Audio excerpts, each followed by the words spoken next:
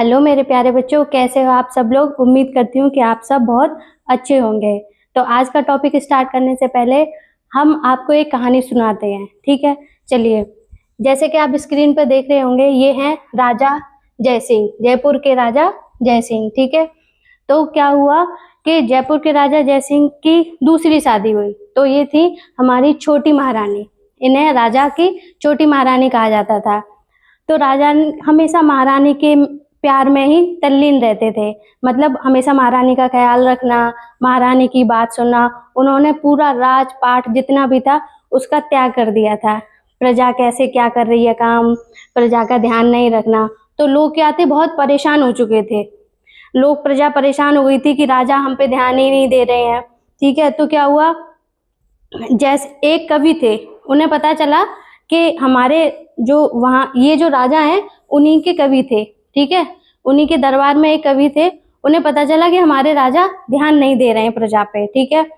तो उन्होंने क्या किया, एक दो पंक्तियां लिख कर दी राजा को और बोला राजा के सेनापति से कि जाओ जाके राजा को वो दे देना। तो अब क्या हुआ कि राजा के पास गए वो, ठीक है। उन्होंने वो पंक्तियां उन्हें दे दी। राजा वो पंक्तियां पढ़कर बहुत सुन्न हो गए। उन्होंने कहा कि दो पंक्तियों में कैसे, मतलब इतनी बड़ी बात लिख दी उन्होंने, ठीक है। तो वो पंक्तियां क्या थी वो आप मुझे कमेंट में बताएंगे, ठीक है। लेकिन वो कवि कौन थे, वो कवि कौन थे, तो चलिए आज हम पढ़ते हैं उन कवि के बारे में। ये कवि थे हमारे बिहारी लाल, ठीक है। तो बिहारी लाल कहाँ कहाँ के राजा के किस दरबार में कवि थे, किस राजा के दरबार में कवि थे, वो थे राजा जय सिंह के यहाँ के, ठीक है। अब पढ़ते हैं कि इनका जन्म कहाँ हुआ था, ये कहाँ रहे थे, ठीक है। तो इन सब पे एक दोहा है जो बोला जाता है कि जन्म ग्वालियर जानिए, खंड बुंदेले बाल, तरुणाई आई सुगर, मथुरा बस ससुराल, ठीक है। तो आगे हम जानते हैं कि महाकवि बिहारी लाल, ठीक है। अब इनका जन्म कहाँ हुआ था, इनका जन्म हुआ था ग्वालियर में, ठीक है। ग्वालियर, बसुआ, गोविंदपुर में इनका जन्म हुआ था। इनका जन्म 1603 ईस्वी में हुआ था। अब आप कहेंगे कि मैम हमें डेट याद करने में बहुत दिक्कत होती है कि कहाँ जन्म हुआ था, कब ये मरे थे, बहुत सारे कवि हो जाते हैं, याद नहीं हो पाती है। तो चलिए मैं आपको आज ट्रिक से इनका जन्म इस तरह से याद करवा दूंगी कि आप ये कभी नहीं भूलेंगे, ठीक है। तो ये देखिए, ये आपका है चैप्टर नंबर 4। क्या है आपका चैप्टर नंबर 4। अब अगर हम ये 4 का अगर स्क्वायर करेंगे, ठीक है, अगर ये 4 का स्क्वायर करेंगे तो यहाँ क्या आ जाएगा 16, ठीक है। 4 का जब स्क्वायर करते हैं क्या आ जाएगा 16। आप कहेंगे मैम अरे आप तो हिंदी की क्लास में हमें मैथ पढ़ा रही हैं, अरे याद करने की ट्रिक सिखा रही हूँ, ठीक है। तो 4 का जब स्क्वायर करेंगे तो क्या हो जाएगा 16, यानी कि हिंदी में बोलेंगे से 16 हो जाएगा। तो इनका जब जन्म हुआ था तो ये कब हुआ था 1603 में, ठीक है। 1603 ईस्वी में हुआ था जन्म इनका, ठीक है। अतः 4 का जब वर्गमूल करेंगे या स्क्वायर करेंगे तो ये 16 हो जाएगा, ठीक है। और आपका चैप्टर कौन सा है 4 है। 4 का स्क्वायर करेंगे 16 और 16 और 4 से पहले क्या आता है 3 आता है। तो इसकी ये ट्रिक याद रखेंगे कि इनका जन्म कब हुआ था 1603 में। अब कहेंगे मैम जन्म तो चलो आपने याद करवा दिया, अब आप मुझे बताइए कि ये इनकी मृत्यु कब हुई थी। तो अब देखिए जन्म आपने याद कर लिया 1603 में, ठीक है। अब यहाँ पे देखिए इनकी मृत्यु कब हुई थी, ये हुई थी 1663 ईस्वी में, ठीक है। तो जन्म देखिए 16, मृत्यु 16, ठीक है। अब यहाँ पे 0 की जगह यहाँ पे इन्होंने क्या लिख दिया 6 लिख दिया, ठीक है। 0 की जगह 6 लिख दिया और 3 की जगह 3 हो गया। तो इनकी मृत्यु कब हुई थी 1663 ईस्वी में। अब आपको जन्म याद हो गया, जन्म याद हो गया 1603 में और मृत्यु कब हुई 1663 में। चलिए, और इनका जन्म स्थान क्या था ग्वालियर, बसुआ, गोविंदपुर में, ठीक है। अब इनके पिता का नाम था, इनके पिता का नाम था केशव राय चौबे, ठीक है, ठीक है। चलिए, इन्हें जो इनका जैसे घर परिवार में बोलते हैं तो इनका बोलते थे अरे चौबे जी, चौबे जी। ये तो बाद में महाकवि बिहारी लाल बने हैं, ठीक है। इन्हें चौबे जी के नाम से याद किया जाता था। इनका बचपन कहाँ बीता बुंदेलखंड में, ठीक है। युवावस्था इनकी कहाँ बीती, यहाँ ससुराल इनका जो था मथुरा में, ठीक है। ये अपनी शादी के बाद ससुराल में रहने लगे, इनकी यहाँ पे युवावस्था बीती, ठीक है। आश्रयदाता कौन थे, आश्रयदाता कौन थे, जयपुर के नरेश मिर्जा राजा जय सिंह के ये कौन थे, राज दरबारी कवि थे, ठीक है।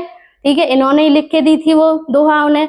उसके बाद से राजा की क्या खुल गई थी? आंखें। ठीक है, अब देखिए इनका एक ही ग्रंथ था, इन्होंने एक ही ग्रंथ लिखा था प्रमुख, ये था बिहारी सतसई। ठीक है, बिहारी सतसई में बोलते हैं कि 729 दोहे हैं। ठीक है, ये सिर्फ इनका एक अद्वितीय संग्रह है, 729 दोहे का एक ही ग्रंथ लिखा इन्होंने, बिहारी सतसई, याद रखेंगे। ठीक है, इनकी जो काव्य भाषा थी वो क्या थी? साहित्यिक ब्रज भाषा। अब देखिए ये इनकी युवावस्था कहाँ बीती थी? मथुरा में। ठीक है, और मथुरा की ब्रज भाषा क्या है? ब्रज भाषा है। ठीक है, तो इनका साहित्य क्या हो गया? ब्रज भाषा। काव्य भाषा कौन सी हो गई? ब्रज भाषा। अब चलिए विशेषता जानते हैं। इन्हें बोला जाता है गागर में सागर भरने की कला। ठीक है, इनकी विशेषता क्या थी कि गागर में ये क्या भरते थे? सागर भरते थे। इनकी यानी कि 2 पंक्तियां इन्होंने लिखी और उसका मतलब बहुत गहरा होता था। ठीक है, इन्होंने 2 पंक्तियां लिखी। आगे चलते हैं, आगे इनके बच्चों आपकी क्लास में चैप्टर 4 में जो यूपी बोर्ड में है वो उसमें भक्ति और नीति के हैं। आज हम जो पढ़ेंगे वो भक्ति के दोहे पढ़ेंगे। ठीक है, तो चलिए पहला दोहा पढ़ते हैं। ठीक है, सोहत ओढ़े पीत पट श्याम सलोने गात मानो नीलमन सैल पर आत पर्यो प्रभात। ठीक है, ये देखिए सोहत का मतलब क्या होता है? शोभा दे रहे। ओढ़े का मतलब क्या होता है? धारण किए हुए। और पीले वस्त्र यानी कि पीठ पद माने कि पीले वस्त्र। और श्याम मतलब सांवले श्री कृष्ण। सलोने मतलब सुंदर, और सलोने गात मतलब सुंदर आकर्षण, और गात मतलब शरीर। ठीक है, मानो मतलब मानो, नीलमणि शैल मतलब नीलमणि पर्वत। ठीक है, पर आतप मन यानी कि सूर्य का प्रकाश पड़ रहा है, पर्यो प्रभात सुबह सुबह। ठीक है, तो यहाँ पे मैंने ये पिक्चर दिखाई है। ठीक है, ये पिक्चर मैंने यहाँ पे आपको शो की है। तो कवि क्या कहना चाह रहे हैं कि सोहत ओढ़े पीत पट श्याम सलोने गात मानो नीलमल शैल पर आतप पर्यो प्रभात। कवि कहना चाह रहे हैं कि हे श्री कृष्ण, आपका सांवला शरीर अत्यंत सुंदर है। ठीक है, वे अपना शरीर पर पीले वस्त्र पहने हुए इस प्रकार शोभा पा रहे हैं जैसे कि नीलमणि पर्वत पर सुबह की धूप लगती है। देखे पर्वत नीला, नीलमणि पर्वत, उस पे सुबह की पीली पीली धूप जो आ रही है वो उसी के प्रकार श्याम जो हमारे श्री कृष्ण है उनका रंग सांवला है और पीले वस्त्र पहने हुए हैं। तो जैसे नीलमणि पर्वत पर सुबह की धूप प्रकाशमान हो रही है, ऐसे ही हमारे कृष्ण के शरीर पर पीले वस्त्र प्रकाशमान हो रहे हैं। ठीक है, तो व्याख्या लिखेंगे। ठीक है, अब यहाँ पे व्याख्या लिखने से पहले आपको एक चीज लिखनी होगी। ठीक है, व्याख्या लिखने से पहले आपको एक चीज लिखनी होगी, ये अर्थबोध लिखेंगे। श्री कृष्ण का सांवला शरीर अत्यंत सुंदर है, वे अपने शरीर पर पीले वस्त्र पहने हुए इस प्रकार शोभा पा रहे हैं मानो नीलमणि के पर्वत पर प्रातः काल की पीली धूप पड़ रही हो। ठीक है, अब देखिए व्याख्या आपने लिख ली। व्याख्या के बाद आप यहाँ पे काव्यगत सौंदर्य लिखेंगे। ठीक है, काव्यगत सौंदर्य में आप क्या क्या लिखेंगे? देखिए सबसे पहले हेडिंग डालेंगे भाषा। आपकी भाषा कौन सी होगी? ब्रज, क्योंकि ये मथुरा में रहे थे। ठीक है, शैली इनकी क्या हो गई? मुक्तक हो गई। और रस, रस इनका श्रृंगार, और क्या हो गया? भक्ति रह गई। ठीक है, छंद इनका क्या हुआ? दोहा। ठीक है, अलंकार, अलंकार क्या है आपका? उत्प्रेक्षा। उत्प्रेक्षा अलंकार में मनो मानो जनो जानो ये आते हैं। ठीक है, इसलिए यहाँ पे क्या? उत्प्रेक्षा अलंकार। वाचक शब्द का प्रयोग हुआ तथा अनुप्रास अलंकार। ठीक है, अब देखिए यहाँ पे ये हो गया। ठीक है, अब आगे पढ़ते हैं। यहाँ जो हमने शब्दार्थ दिए हैं, ठीक है, नीलमणि पर्वत, प्रातः काल के, ये मैंने लिख दिए हैं यहाँ पे। वैसे तो मैंने दोहे में सारे लिख दिए हैं। ठीक है, अब आगे चलते हैं।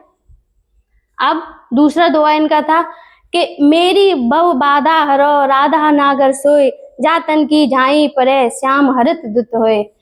इस कवि में, इस दोहे में कवि ये कहना चाहते हैं कि हे राधा रानी, मेरी सारी बाधा, भव बाधा का मतलब क्या होता है? भव बाधा का मतलब होता है सांसारिक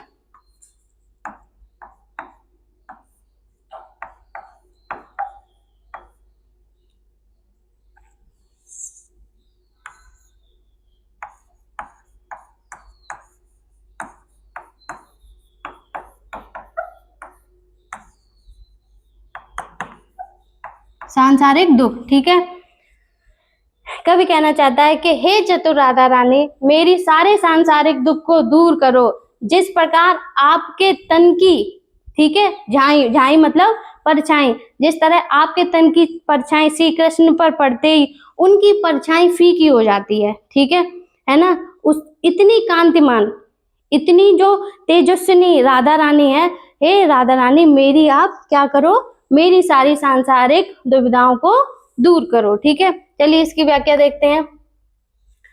व्याख्या में क्या लिखा है, कवि प्रार्थना करते हुए कहते हैं कि हे चतुर राधिका जी, आप वह कांति जिसके पढ़ने मात्र से श्री कृष्ण की कांति भी फीकी लगने लगती है अथवा जिसे देखकर श्री कृष्ण अत्यंत प्रसन्न हो जाते हैं, वह राधिका मेरी सारी सांसारिक बाधाओं को दूर करो, ठीक है।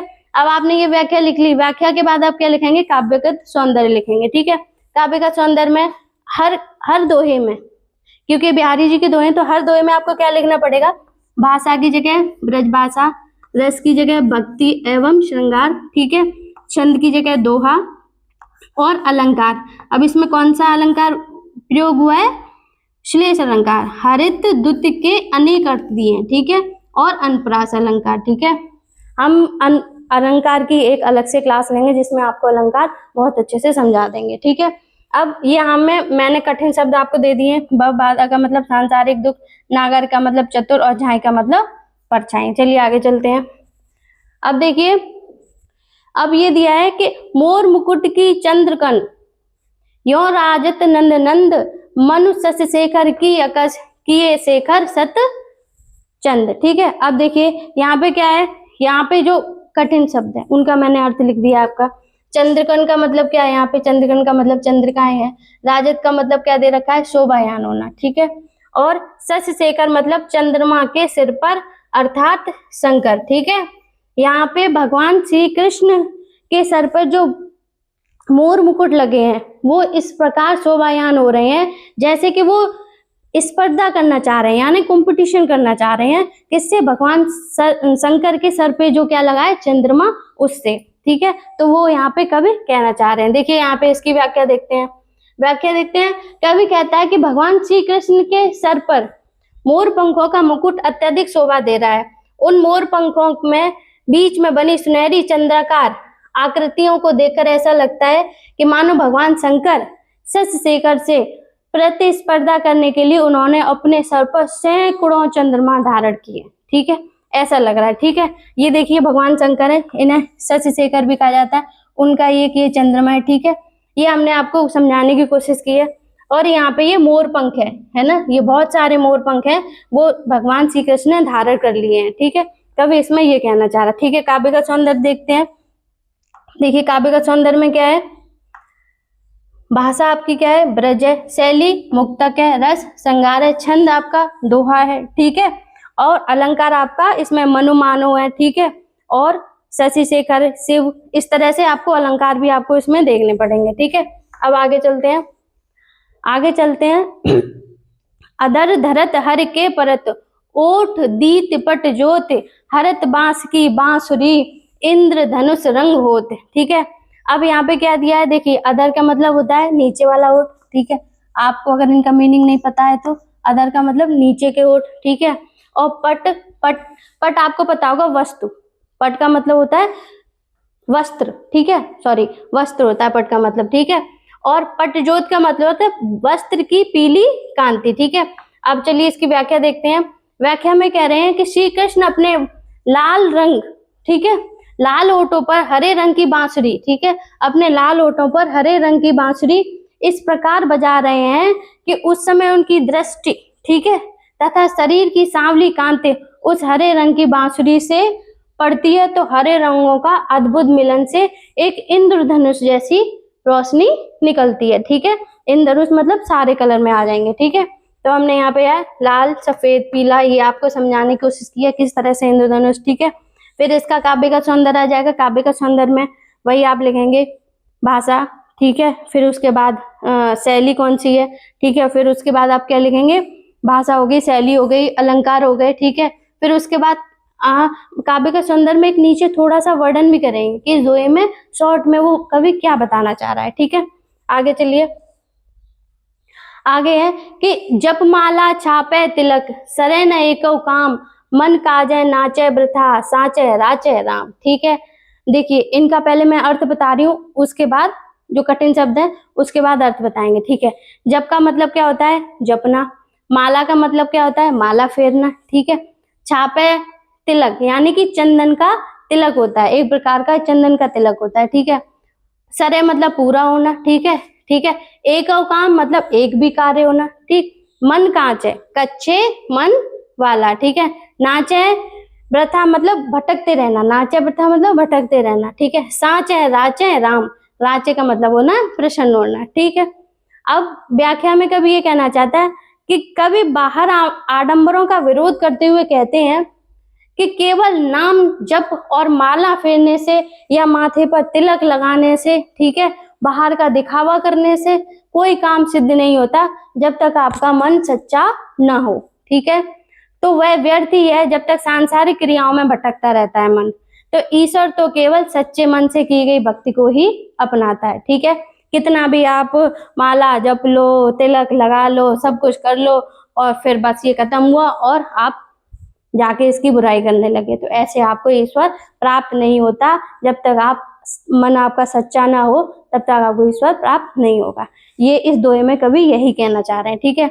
अब इसके बाद क्या होगा, आपको क्या लिखनी होगी? काव्यगत सौंदर्य, ठीक है। काव्यगत सौंदर्य में ब्रज भाषा आपको लिखनी होगी, भाषा ब्रज आपको शैली बतानी होगी, आपको अलंकार बताना होगा, ठीक है। और शॉर्ट में ये भी बताना होगा कि इस दोहे में कवि क्या बताना चाह रहा है आपको, ठीक है। आगे चलिए, ठीक है। जगत जनायो जेह सकल सो हर जान्यो नाय, ठीक है। जो आंखन सब देख ये आंख न देखी जाए, ठीक है।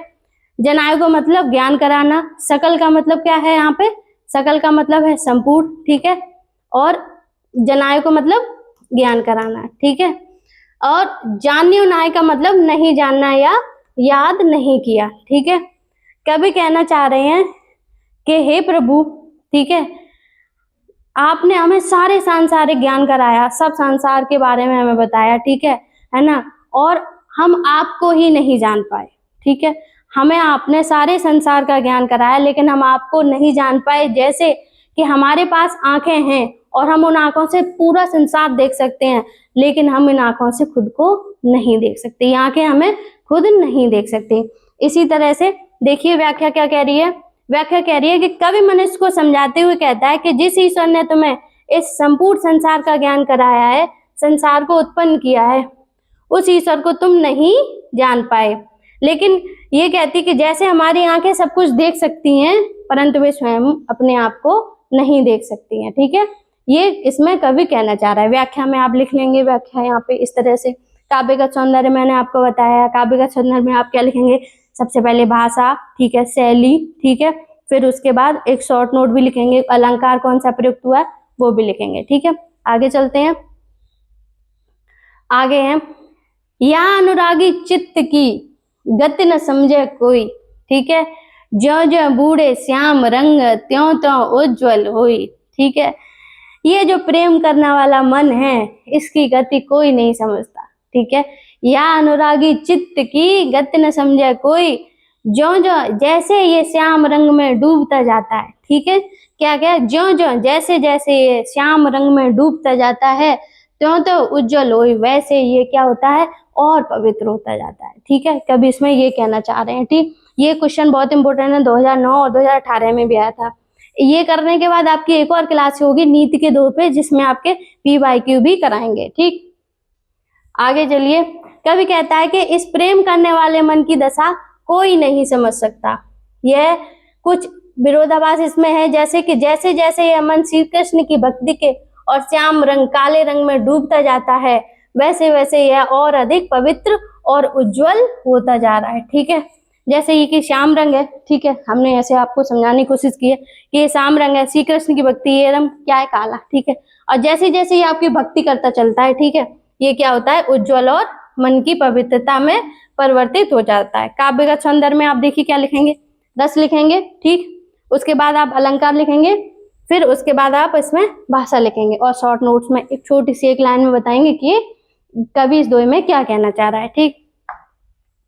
अब आगे चलिए, तो लग या मन सदन में, तो लग या मन सदन में, हरे आवे कह बांट, बिकट जटे जो ले निपट, फूटे न कपट कपाट। ठीक है, अब देखिए कवि कहता है कि जब तक इस मन रूपी घर में, ठीक है, जब तक इस मन रूपी घर में दृढ़ता से, ठीक है, कपट रूपी दरवाजे पूरी तरह से नहीं खुल जाते, तब तक भगवान किस मार्ग से इस मन में प्रवेश करेंगे। अर्थात हृदय से कपट निकलने पर ही ईश्वर का वास होता है। ठीक है, अब यहाँ पे कवि ये कहना चाह रहा है कि सुबह उठे, ठीक है, माला जप किया, ठीक है, ये किया वो किया, और सब कुछ एकदम पारंपरिक तरीके से पूरा विधि विधान से हमने पूजा की, और बस पूजा करने के बाद इसकी बुरी उसकी बुराई, ठीक है, मन में क्या है आपके कपट है। ठीक है, तो जब तक ये मन का कपट नहीं खत्म होगा तब तक आपके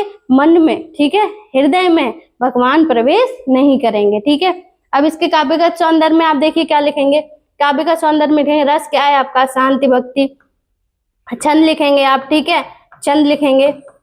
उसके बाद अलंकार, ठीक है, अलंकार को मैं यहाँ पे इसलिए नहीं समझा रही हूँ कि आगे की क्लास में एक अलंकार लूंगी, उसमें आपको कुछ ट्रिक से आपको एकदम से अलंकार मैं बता दूंगी, तो आपको फिर जब ये दोहे करेंगे तो उसमें अलंकार पहचानने में कोई दिक्कत ही नहीं होगी। ठीक, फिर भी हम बता देते हैं, अलंकार यहाँ रूपक हुआ है। ठीक है, ठीक है, अब यहाँ पे सदन कपट कपाट में उपमेय या उपमान की क्या की है, एक रूपता की गई। ठीक है, और कौन सा अलंकार हुआ, अनुप्रास अलंकार हुआ है। ठीक है, अब देखिए जब भी आपको एक दोहा मिलेगा, जैसे कि आपको ये दोहा मिला, ये आपको दोहा मिला, ठीक है, दोहे में लिखने से पहले आप यहाँ पे क्या लिखेंगे, ठीक है, ये आपको दोहा मिला, दोहे लिखा, दोहे के बाद आपको यहाँ पे लिखना है संदर्भ।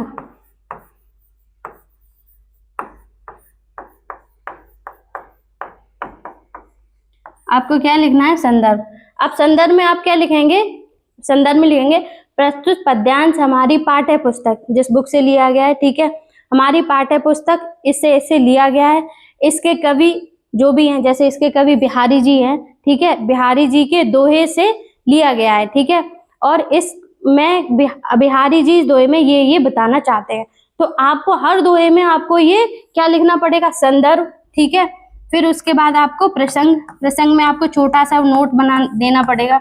फिर उसके बाद में आपको ये व्याख्या,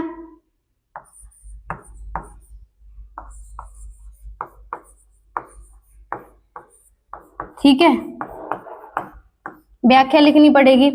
सबसे पहले आप प्रसंग लिखेंगे, फिर आपके संदर्भ लिखेंगे, प्रसंग लिखेंगे, फिर आप व्याख्या लिखेंगे, और उसके बाद आप क्या लिखेंगे, चौथे नंबर का आप काव्यगत सौंदर्य लिखेंगे। ठीक है, ठीक है, चलिए बच्चों, आपको बस इस क्लास के साथ साथ एक छोटी सी इंफॉर्मेशन देना चाह रहे हैं, ठीक है, कि अड्डा 24/7 पे सारे कोर्सेज पे अभी 80% डिस्काउंट चल रहा है। ठीक है, तो आपके कोई भाई बहन हो, आप हो, अगर कोई भी कोर्स परचेज करना चाह रहे हैं, ठीक है, तो हमारा कूपन कोड ES100, ठीक है, उस कोर्स पे अप्लाई कर दीजिए, आपको 80% की छूट मिलेगी। ठीक है, एक छोटी सी इंफॉर्मेशन यहाँ देनी थी, सारे यूपी टेट, ठीक है, सीटेट, SSC, बैंकिंग, रेलवे, सारे कोर्सेज पे ये डिस्काउंट मिल रहा है। ठीक है, अगर आपको मेरा ये वीडियो पसंद आया तो प्लीज शेयर कीजिए, सब्सक्राइब कीजिए और लाइक कीजिए। धन्यवाद।